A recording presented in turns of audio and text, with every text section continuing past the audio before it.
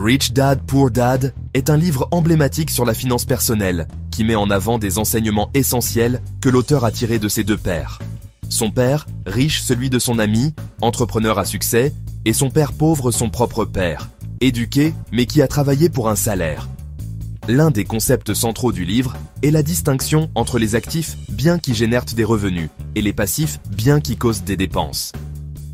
Kiyosaki définit les actifs comme tout ce qui met de l'argent dans vos poches, comme les investissements et les biens locatifs, tandis que les passifs retirant de l'argent, comme les dettes ou les dépenses pour la maison.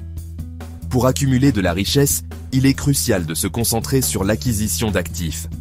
Kiyosaki souligne que la littératie financière est essentielle pour réussir. Beaucoup de gens travaillent dur pour gagner de l'argent, mais ils manquent de connaissances sur la manière de faire travailler leur argent pour eux. Il préconise une formation continue sur des sujets relatifs aux finances, à l'investissement et à l'entrepreneuriat. Le livre oppose les mentalités du père riche et du père pauvre. La mentalité des riches se concentre sur les opportunités et la création de richesses, tandis que celle des pauvres valorise souvent la sécurité de l'emploi et l'éducation traditionnelle comme seul moyen de réussite. Kiyosaki insiste sur l'importance de l'investissement et de l'entrepreneuriat. Il encourage les lecteurs à rechercher des opportunités pour créer des flux de revenus passifs et à construire des entreprises plutôt que de se fier uniquement à un salaire. Le livre promeut l'idée que la réussite financière nécessite de prendre des risques calculés. Kiyosaki suggère que la peur de l'échec empêche souvent les gens de saisir des occasions qui pourraient les mener à la richesse. Kiyosaki met en avant l'importance de s'entourer de personnes ayant une mentalité similaire et de chercher des mentors qui peuvent fournir des conseils et des informations sur les questions financières.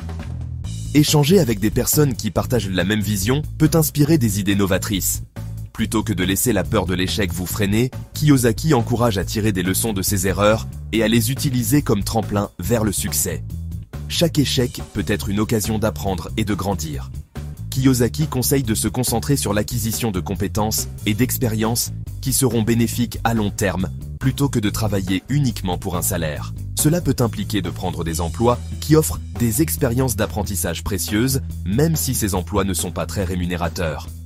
Rich Dad, Poor Dad enseigne fondamentalement que l'indépendance financière est le résultat d'une compréhension des principes de gestion de l'argent de l'investissement dans des actifs et de l'adoption d'une approche proactive et informée en matière de création de richesse.